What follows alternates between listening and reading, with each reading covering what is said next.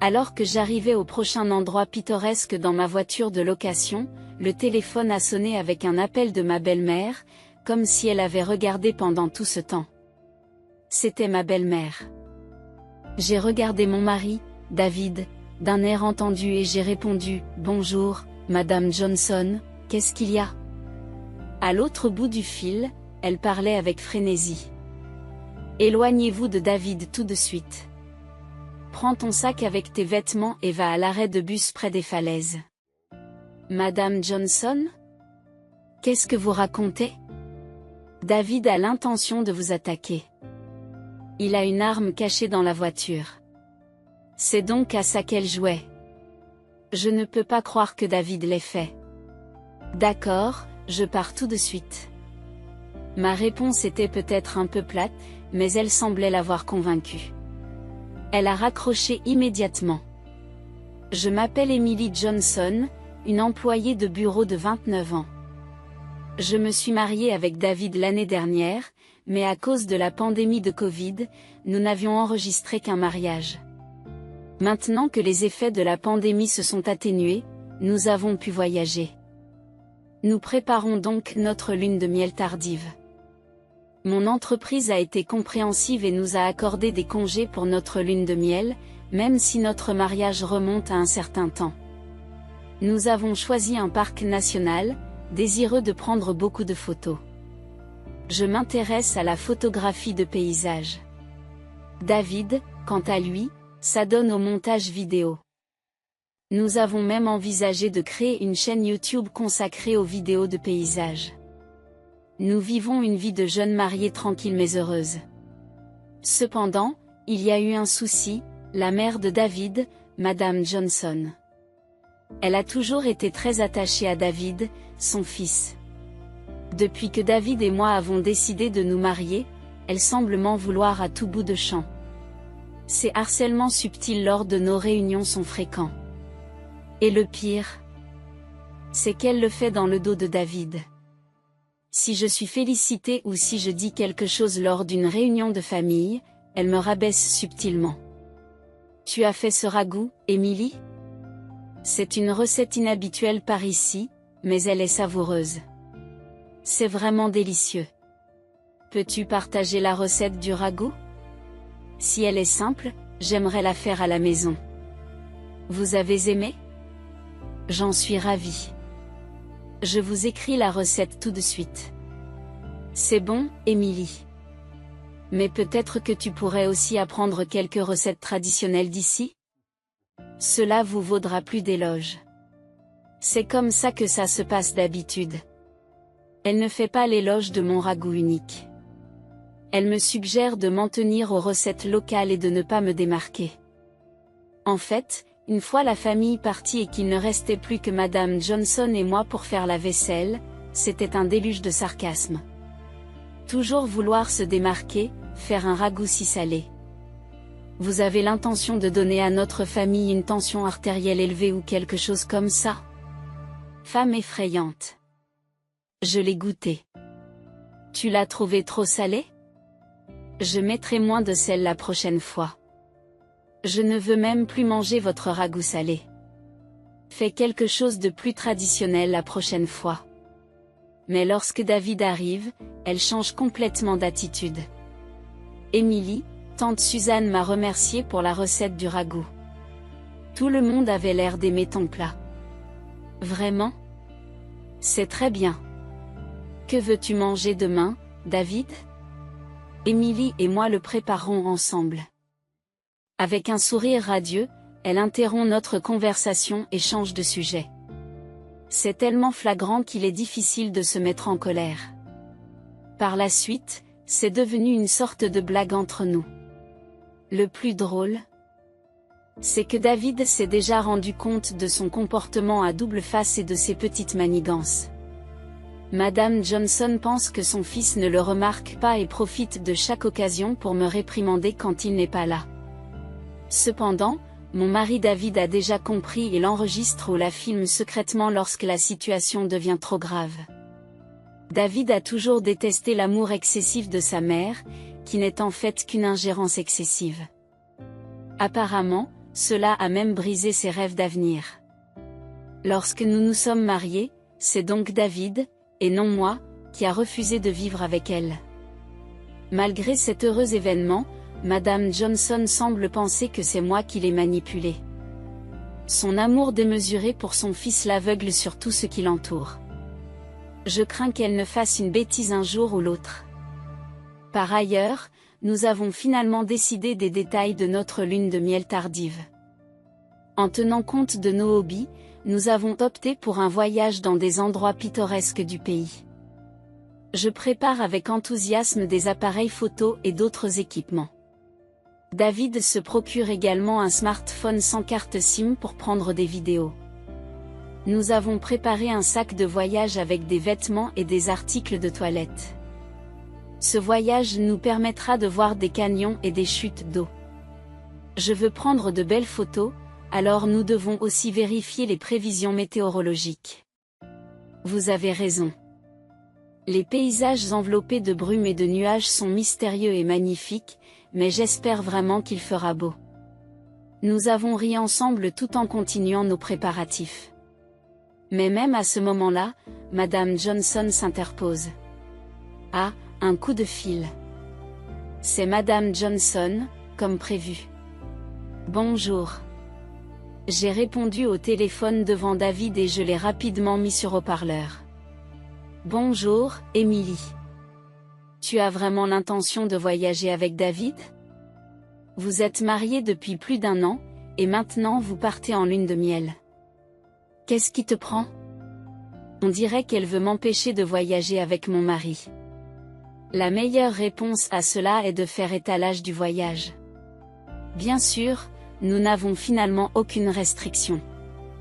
L'entreprise de David et la mienne ont approuvé le congé pour notre lune de miel, et nous allons en profiter au maximum. Madame Johnson a mordu à mon hameçon. Que voulez-vous dire par profiter? Ce n'est probablement qu'une entrée bon marché et un voyage misérable. Je suis désolée pour David. Les paroles de Madame Johnson ont fait froncer les sourcils de David en silence. Ce voyage, David l'avait organisé lui-même, sans passer par une agence de voyage. J'ai regardé le visage de David et j'ai changé de ton. Oh, non, ce n'est pas du tout un voyage bon marché. David a tout organisé. Nous sommes logés dans un hôtel super luxueux avec une vue imprenable. Bien sûr, la nourriture est aussi 5 étoiles. Et pourtant, tout cela est à un prix très abordable. J'ai fait exprès de parler gentiment pour provoquer Madame Johnson. On se moque toujours de moi, et cette fois-ci, elle dénigrait le voyage que David avait préparé. Je ne serais pas satisfaite si je ne lui rendais pas un peu l'appareil. Un hôtel de grand luxe? Pourquoi y vas-tu avec David? Laisse-moi faire ce voyage. David voudrait me montrer sa piété filiale. On dirait qu'elle n'a pas pu se taire après avoir entendu parler de l'hôtel de luxe. Maintenant, elle dit qu'elle veut faire le voyage elle-même. Aucune mère ne participerait à une telle lune de miel. Cela n'arrivera pas.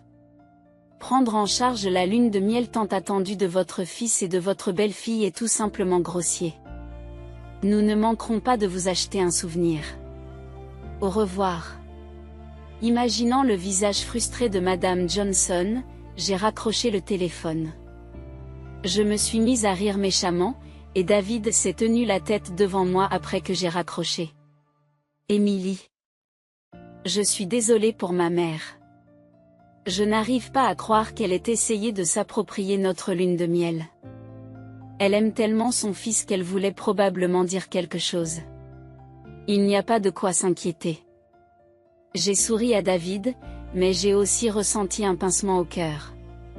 Je l'avais battu à son propre jeu avec tout le ressentiment que j'avais accumulé, mais j'avais peut-être échoué. Et si Madame Johnson, en colère, devenait obsédée par notre lune de miel et commençait à nous harceler? Cette inquiétude s'est avérée exacte par la suite. À partir de ce moment-là et jusqu'au départ du voyage, Madame Johnson est restée silencieuse, sans même passer un coup de fil. Je m'attendais à ce qu'elle se plaigne de moi auprès de David, mais cela ne s'est pas produit non plus. Son silence était déconcertant, mais nous avons fait notre lune de miel comme prévu. Les choix de David en matière de sites pittoresques se sont déroulés sans problème, et j'étais entièrement satisfaite.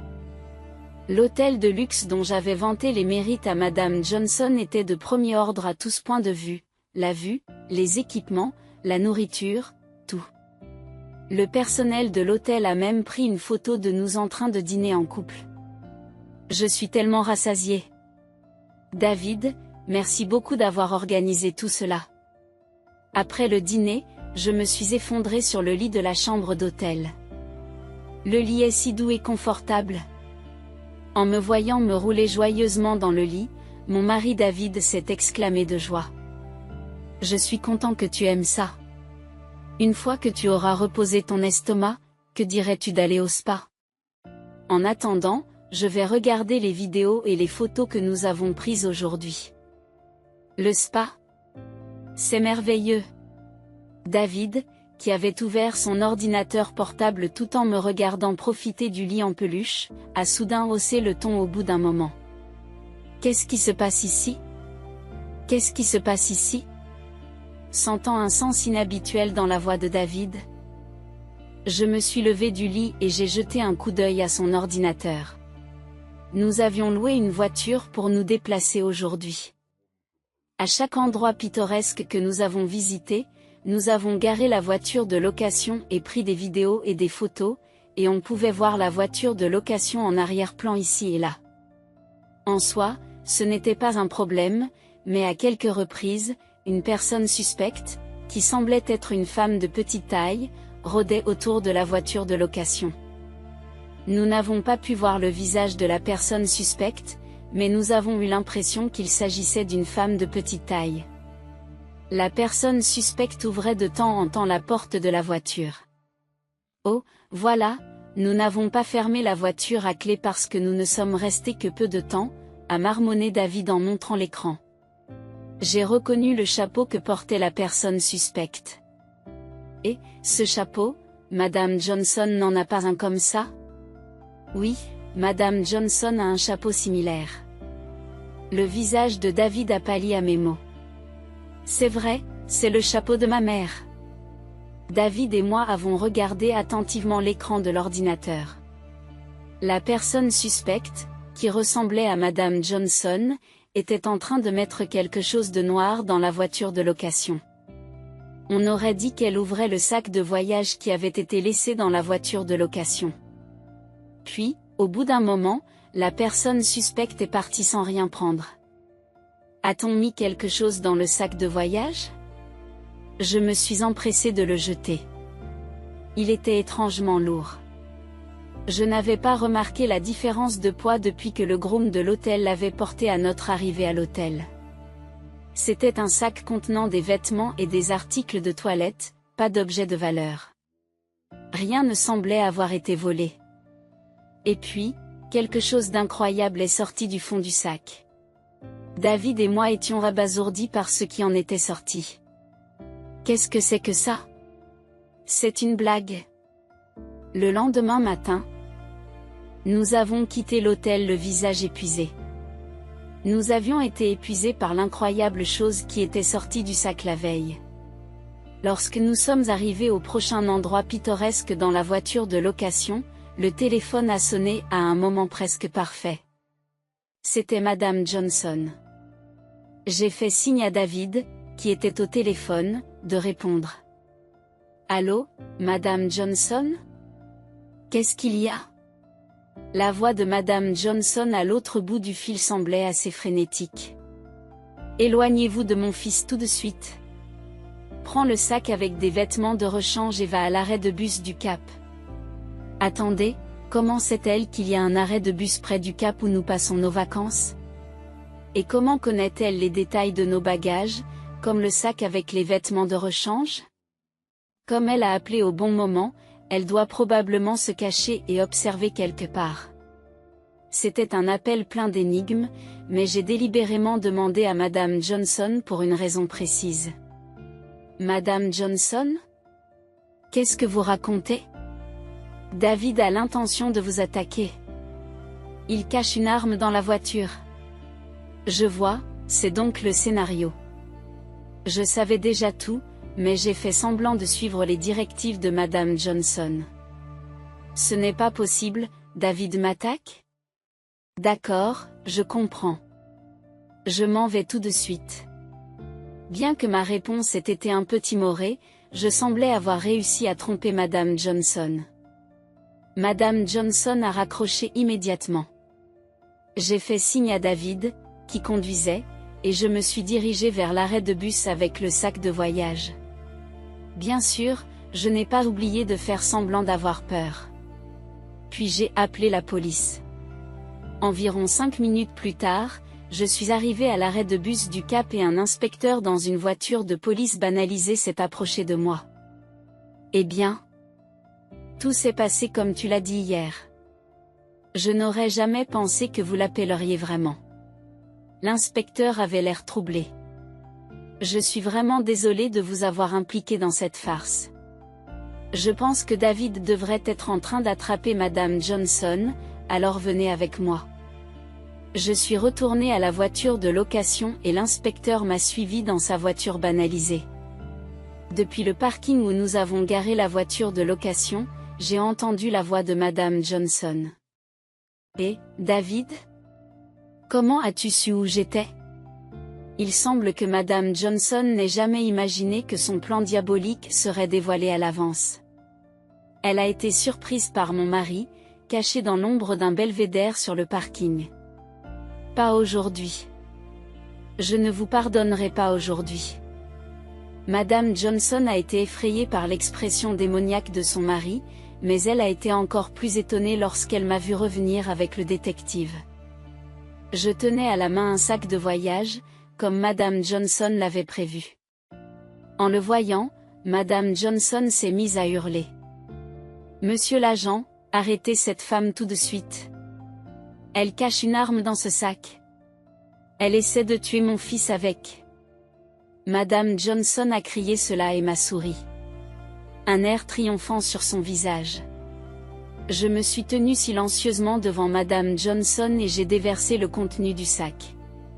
Par respect pour les yeux des hommes, les sous-vêtements ont été placés dans un petit sac afin qu'ils ne soient pas visibles. Cependant, l'objet que Madame Johnson recherchait était introuvable. Qu'est-ce que c'est? Pourquoi le pistolet n'est-il pas là? Je l'ai mise là hier, elle devrait y être. Est-ce l'arme que vous cherchez? L'inspecteur a montré une photo à Madame Johnson. Il s'agit d'une photo d'un fusil de chasse placé dans un sac en plastique. En voyant la photo présentée par l'inspecteur, le visage de Madame Johnson est devenu pâle. Ce fusil de chasse appartenait à mon défunt beau-père, n'est-ce pas? Honnêtement, comment avez-vous réussi à ouvrir le coffre-fort? J'ai cru que mon cœur allait s'arrêter quand je l'ai trouvé hier. J'ai tout de suite appelé la police et je l'ai remis à la police. Aux voix de mon mari et de la mienne, Madame Johnson a grincé des dents et baissé les yeux. Oh, puisqu'il était dans le sac d'Emily, c'est la faute d'Emily. Je n'y suis pour rien. Madame Johnson s'est mise à hurler de désespoir. Mon mari et moi avons poussé un profond soupir. Mais le détective s'est approché de Madame Johnson avec un grand sourire. Oui, parce qu'il était dans le sac d'Emily, nous devions l'interroger à ce sujet.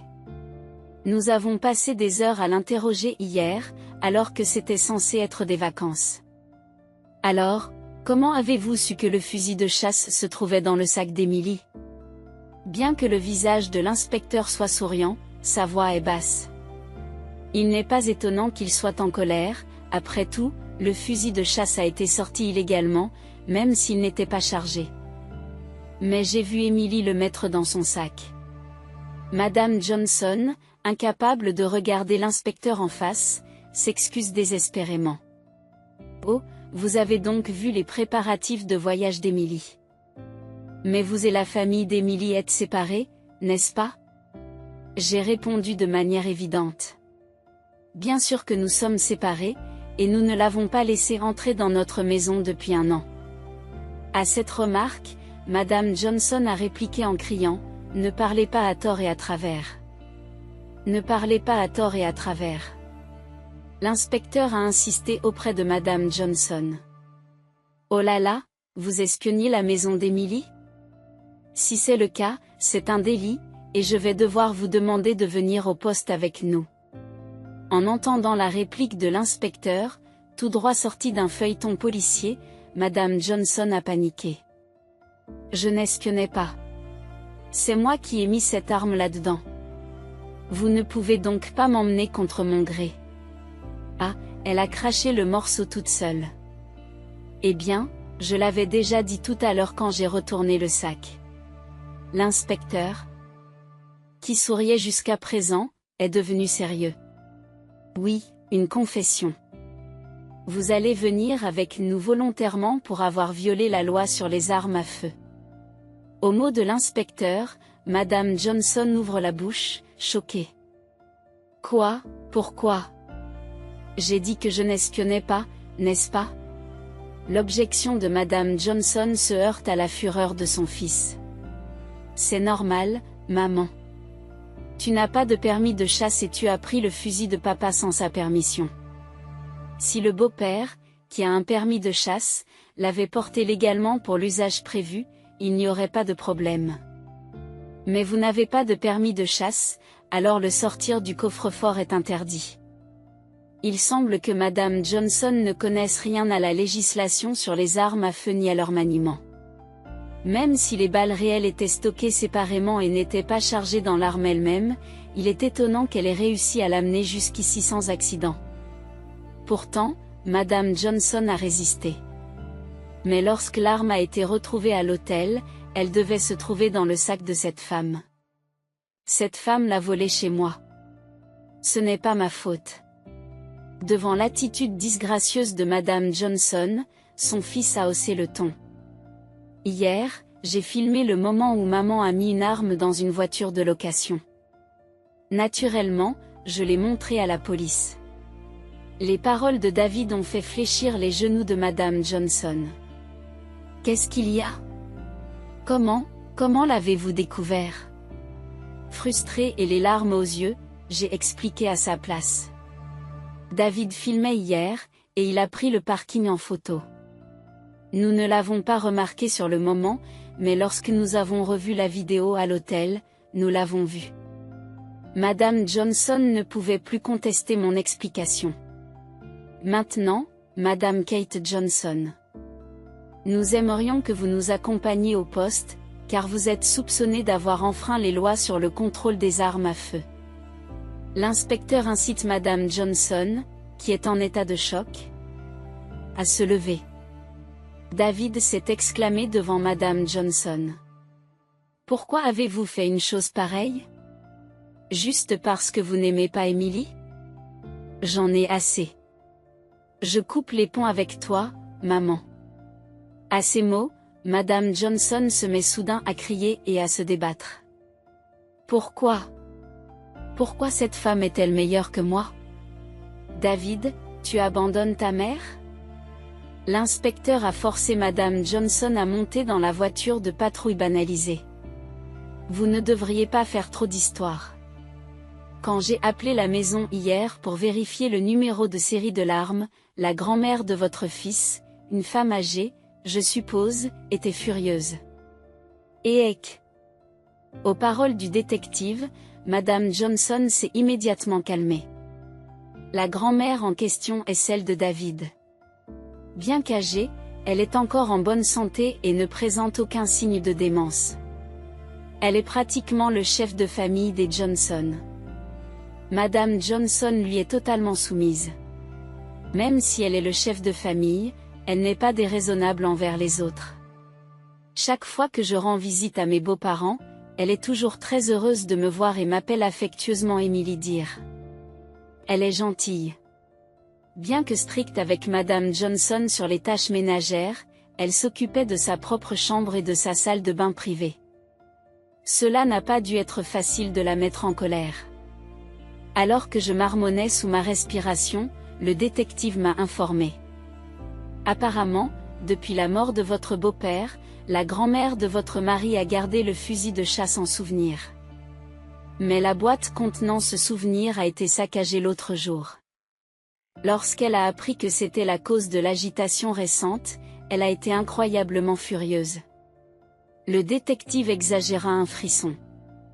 Je vois, Madame Johnson a dû saccager sa chambre pour récupérer la clé. Il n'est pas difficile d'imaginer sa colère de voir le souvenir de son fils dérangé. Ensuite, David a parlé à l'inspecteur. Je n'irai pas chercher maman au poste de police après ça. Au mot de David, le visage de Madame Johnson s'est transformé en un visage désespéré. Le détective rit et fait un signe de la main en expliquant. Oui, David et Emily, vous continuez vos vacances. Votre grand-mère y tient et son représentant est en route. Sur ce, l'inspecteur partit avec Madame Johnson. David poussa un gros soupir. Emily, je suis vraiment désolée. Nos vacances se sont transformées en ça. Ce n'est pas grave, ça s'est terminé sans incident. Profitons du voyage, d'accord ? J'ai dit, et David a eu l'air soulagé. Puis il m'a dit tranquillement. Je suis soulagé que ce ne soit pas grand-mère qui vienne, mais son représentant. Quand grand-mère est vraiment en colère, elle est terrifiante. Si elle était venue cette fois-ci, elle aurait pu démolir le poste de police avec ses cris stridents. Après cela, nous avons pu profiter de nos vacances, prendre beaucoup de belles photos et vidéos et nous faire de bons souvenirs. Madame Johnson n'a pas été arrêtée, mais renvoyée devant un tribunal pour avoir enfreint les lois sur le contrôle des armes à feu. Elle attend maintenant avec impatience l'issue du procès, qu'elle soit condamnée ou emprisonnée, ou les deux. À notre retour de voyage, la grand-mère de mon mari s'est excusée pour le comportement de Madame Johnson. Elle s'est reprochée d'avoir laissé le fusil de chasse de son fils enfermé dans la maison, ce qui a entraîné tous ces problèmes, et s'est excusée en larmes. Nous avons décidé de demander à la police locale de se débarrasser du fusil de chasse. Lorsque j'ai remis le fusil au poste de police, j'ai demandé à ce qu'on le prenne en photo pour elle, afin qu'elle puisse au moins garder une photo en souvenir. La grand-mère de mon mari, qui avait pleuré et s'était excusée auprès de David et moi, a été impitoyable avec Madame Johnson. Selon un parent qui est allé la chercher, elle a sermonné Madame Johnson d'une voix qui a résonné dans tout le quartier pendant plus de 30 minutes. Oh, ta grand-mère se met vraiment en colère. C'est pourquoi maman lui a toujours obéi au doigt et à l'œil. Maintenant, tout le quartier est au courant des méfaits de maman. Oui, grâce à la leçon de sa grand-mère, l'incident a été largement connu et Madame Johnson ne pouvait plus se promener dans les rues. Après avoir appris que David avait rompu les liens avec elle, sa grand-mère a obtenu l'autorisation du commissariat de police et du bureau du procureur et a envoyé Madame Johnson dans une ferme gérée par un parent, située dans une zone semblable à un bassin dans les montagnes reculées du Nebraska. Même si elle voulait revenir ici, il lui faudrait environ 3 heures de voiture. Travaillant jusqu'à l'épuisement à la ferme, il lui serait certainement impossible de s'échapper. Au bout d'un certain temps, on a découvert que j'étais enceinte. Mon mari, sa grand-mère et les membres de la famille étaient tous ravis. Sa grand-mère était déjà prise par la fièvre de l'arrière-petit-enfant et a commencé à renforcer ses jambes. Elle semble avoir l'intention de rivaliser avec mon mari pour promener le bébé dans la poussette. Pour être sûre de ne pas faire tomber l'arrière-petit-enfant en le tenant, elle a également commencé à travailler la force du haut de son corps. Cela fait du bien de la voir retrouver le moral, elle qui était plutôt abattue par l'agitation de Madame Johnson. Aujourd'hui, mon mari et moi rassemblons tout le matériel pour le bébé. Si c'est avec votre grand-mère, j'aimerais vivre ensemble. Elle en est très heureuse et il semble qu'elle vivra encore longtemps après la naissance du bébé. En s'occupant du bébé avec grand-mère, on va se débrouiller, hein? Eh bien, si elle vit plus longtemps, je serai heureux aussi, et j'en parlerai à grand-mère. J'ai pris l'appareil photo. Quand le bébé sera né, je prendrai beaucoup de photos. du bébé, de mon mari, de sa grand-mère, et aussi des photos de famille. C'est en pensant à tout cela que j'ai frotté mon ventre.